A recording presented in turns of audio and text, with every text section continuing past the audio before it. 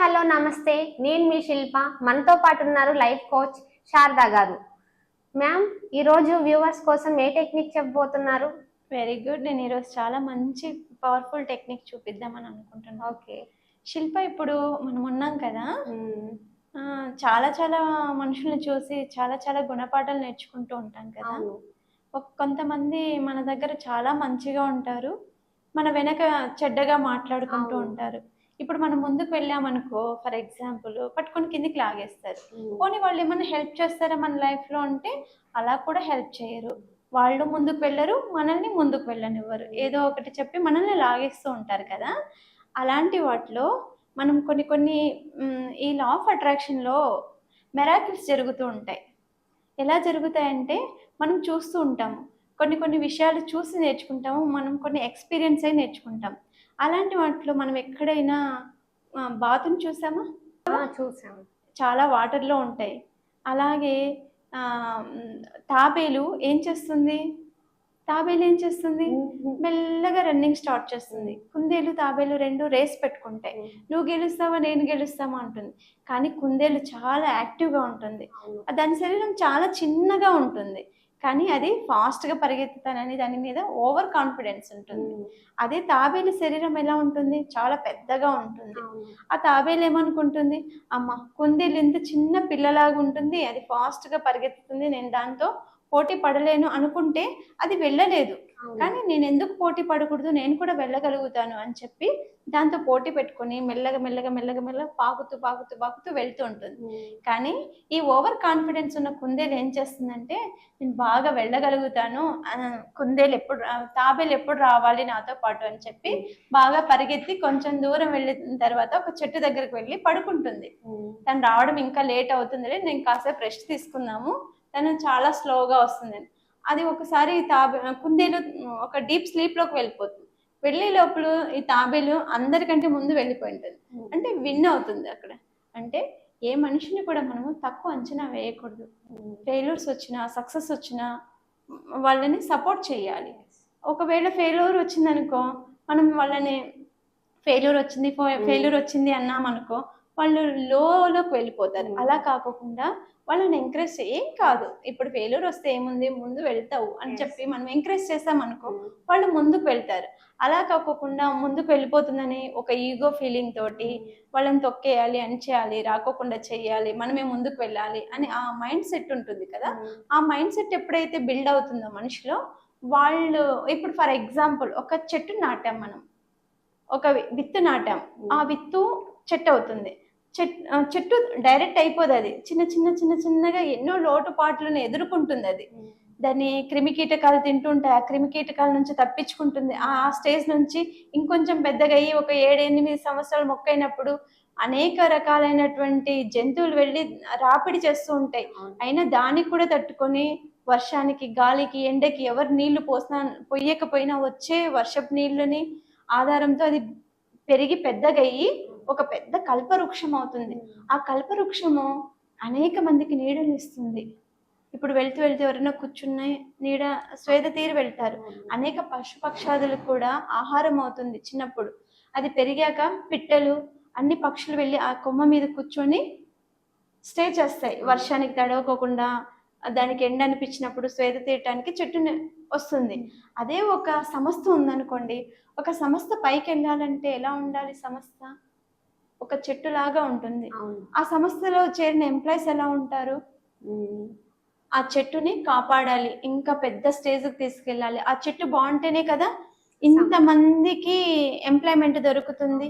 మనం కూడా ఒక రోజు ఆ సంస్థలో పనిచేసే ఒక ఎంప్లాయ్మెంట్ తీసుకున్నాం, మనలాంటి వాళ్ళకి ఇంకా 10 మందికి చేయూతనివ్వాలి. మనం ఆ సంస్థ పెరిగితేనే కదా మనకు కూడా గ్రోత్ ఉంటుంది అని ఆలోచన చేసి ఆ సంస్థకు మనము ఎఫెక్ట్స్ పెట్టాలి, మంచి ఎఫెక్ట్స్ పెట్టాలి. ఎప్పుడైతే మంచి మనం చేసామో మనకు కూడా మంచిగా జరుగుతుంది. కాదనుకోకుండా ఆ సంస్థ మీద కోపంతోనో లేకపోతే ఆ ఎంప్లాయీస్ ఉన్న కోపంతోనో ఆ చెట్టు, ఇప్పుడు సంస్థ అనేది ఒక చెట్టు అనుకున్నాం, కొట్టేసుకుంటూ వెళ్తే ఆ చెట్టుకు కొమ్మలు ఉండవు, ఆకులు ఉండవు, ఒట్టి చెట్టు మాత్రమే నించొని ఉంటుంది. ఆ ఒట్టి చెట్టుకు ఆ కొమ్మలన్నీ వెళ్ళిపోతాయి, వేరే కొమ్మలు, వర్షం రాకుండా ఉండదు, మళ్ళీ ఆ సంస్థ గ్రోత్ అవ్వకోకుండా ఉండదు. ఈ మూర్ఖులు ఏం చేస్తారంటే ఈ సంస్థ డెవలప్ అవ్వకూడదు, ఈ కొమ్మలన్నీ కట్టేస్తే ఆ సంస్థ పెరగదు, ఆ చెట్టు పెరగదు అనుకుంటారు. కానీ అది తప్పు. ఆ కొమ్మలన్నీ నరికేసుకున్న వెళ్ళినా ఆ దానికి ఎయిర్ అనేది ఉంటుంది, వర్షం వస్తుంది, మళ్ళీ చిగురిస్తుంది, మళ్ళీ కొత్త ఎంప్లాయీస్ వస్తారు, మళ్ళీ దానికి పెద్ద స్టేజ్కి తీసుకెళ్తారు. ఇది తెలియక సంస్థలో చాలా చాలా చోట, ఒక సంస్థనే కాదు, ఒక ఎడ్యుకేషన్ ఫీల్డ్ అనే కాదు, ఎక్కడైనా చూడు ఈ రాజకీయ జీవితం అనేది చాలా విపరీతమైన ధోరణిలో వెళ్తుంది. ఎందుకంటే అది ఉండకూడదు. అది ఉంది అంటే ఏ సంస్థలు కూడా డెవలప్ అవ్వరు, వాళ్ళు కూడా డెవలప్ అవ్వరు. ఇప్పుడు నువ్వు నన్ను పట్టుకుని లాగావు అనుకో, నేను నిన్ను పట్టుకుని లాగనా? ఇప్పుడు నువ్వు నన్ను ఏదో విషయంలో ఒక పుష్ చేస్తావు అనుకో, నేను నిన్ను పుష్ చేయనా? వెళ్ళు పైకెళ్ళు, నన్న పైకెళ్ళు అని చెప్తాం కదా, ఎంకరేజ్ చేస్తాం కదా. అదే నువ్వు పైకి వెళ్తుంటే నేను కాళ్ళు పట్టుకుని లాగేసాను అనుకో, మళ్ళీ నువ్వు ప్రయత్నం చేయడం మానేయవు కదా. నేను వెళ్ళిపోయిన తర్వాత ప్రయత్నం చేసి పైకి వెళ్ళొచ్చు కదా. కాబట్టి దీని నుంచి మనం ఏం నేర్చుకుంటామంటే, ఒక కొంగ ఉంది, కొంగ ఏం చేస్తుంది, సముద్రం దగ్గర కానీ నది దగ్గర ప్రవాహం దగ్గర కానీ కూర్చుంటుంది. కూర్చొని దానికి ఇష్టమైన ఫుడ్ వచ్చినప్పుడు మాత్రమే చటుక్కమని పట్టుకుంటుంది. అది చేప కానీ ఎండ్రుక్కాయ కానీ ఏదైనా కానీ అది వచ్చినప్పుడు మాత్రమే చటుక్కని పట్టుకొని దాని ఆహారాన్ని ఆకలిని తీర్చుకుంటుంది. అలానే వెళ్ళేవన్నింటినీ పట్టదు అది. దానికి చాలా ఇంటెలిజెన్స్ ఉంటుంది. మన మనసు కూడా అలానే కొంగలాగా ఉండాలి. మనకి ఏది కావాలి ఏది వద్దు అనేది మనం డిసైడ్ చేసుకోవాలి. ఒకరు మనల్ని చెడ్డ అంటే చెడ్డ వాళ్ళలాగా యాక్టింగ్ చేయడం, మంచి వాళ్ళు అంటే మంచి వాళ్ళలాగా యాక్టింగ్ చేయడం అది కాదు. మన మైండ్ని ఎప్పుడు ఫిక్స్డ్గా ఉంచుకోవాలి. ఎన్ని అవరోధాలు రాని, ఎలాంటి వ్యక్తులు మన చుట్టూ పొల్యూట్ అవ్వని, మనం ఏమనుకున్నాము, మన గోల్ ఏంటి, మన అంబిషన్ ఏంటి, దానికోసం మనము ముందుకు వెళ్ళటానికి ప్రయత్నం చేయాలి. కానీ ఇలాంటి సొసైటీ నుంచి మనం దూరం అయిపోకూడదు. సొసైటీకి మనం ఏం మంచి చేయాలని వచ్చాం, మనం ఏం చేయాలని అనుకున్నామో అది చేసి వెళ్ళిపోతూ ఉండాలి. కానీ ఇలాంటి వాటిని అన్నింటినీ చూడకూడదని ఒక కొంగ కూడా చెప్తుంది. అది యాక్టింగ్ చేస్తూ ఉంటుంది. కొంగ ఎలా నీటి ప్రవాహం దగ్గర వెళ్ళి ఏదో పడుకున్నట్టు, చూడు ఎప్పుడైనా కొంగను చూసావా? ప్రవాహం దగ్గర అది యాక్టింగ్ చేస్తూ ఉంటుంది, పడుకున్నట్టు యాక్టింగ్ చేస్తుంది. కానీ అది యాక్టింగ్ చెయ్యదు. దాని మనసు అంతా ఏ ఫుడ్ మంచిది వస్తుంది సముద్రంలో, నాకు కడుపు నిండేలాగా అని తపస్సు చేస్తుంది. కొంగ తపన చేస్తుంది, తపస్సు చేస్తుంది అని అంటారు కదా. అలా కొంగ తపస్సు చేసి దానికి ఇష్టమైన ఫుడ్ని పట్టుకొని ఎగిరిపోతుంది. మనం దేనికోసం వచ్చామో దాన్ని తీసుకొని మనం వెళ్ళిపోవాలి. అంతేకాని వచ్చిన ప్రతిదాన్ని మనం పట్టుకున్నామంటే అక్కడే ఉంటాం. దీని నుంచి మనం ఏం నేర్చుకోవాలంటే, మనకి ఎవరైనా హెల్ప్ అడిగినా మనం హెల్ప్ చేయాలి. మనం ఒకరికి హెల్ప్ చేస్తామనుకో, మనకు కూడా ఒకరు హెల్ప్ చేస్తారు. ఈ విషయం నేను ఎందుకు చెప్తున్నానంటే, ఒక మనిషి అనే వ్యక్తి ఒక కొంగలాగా తపో జీవితాన్ని గడపాలి. ఆ కొంగకి ఏమి కావాలో అది గోల్ తీసుకొని, ఆ కొంగ అది వచ్చేంత వరకు వెయిట్ చేసి అది పట్టుకొని వెళ్ళిపోతుంది. మనిషి కూడా అంతే. మనం ఏ పర్పస్ మీద వచ్చామో ఆ పర్పస్ గుర్తు పెట్టుకొని ఆ పర్పస్ మీద మనం పని చేసి మనం వెళ్ళిపోవాలి. అంతేకాని ఇలాంటి ఏ రాజకీయాలు మన మీద పని చేయవు, ఎవరి మీద కూడా పని చేయవు, ఏ సంస్థ మీద పని చేయవు, దేని మీద పని చేయవు. ఆ సంస్థలు ఒక్కరే కాదు, ఇద్దరే కాదు, ముగ్గురు కాదు. నిన్ను తీసేస్తే ఇంకోటిని పెట్టుకుంటారు, ఇంకోటిని పెట్టుకుంటే ఇంకోటిని పెట్టుకుంటారు. సంస్థ అయితే ఆగిపోదు కదా, ముందుకు వెళ్తూనే ఉంటుంది కదా.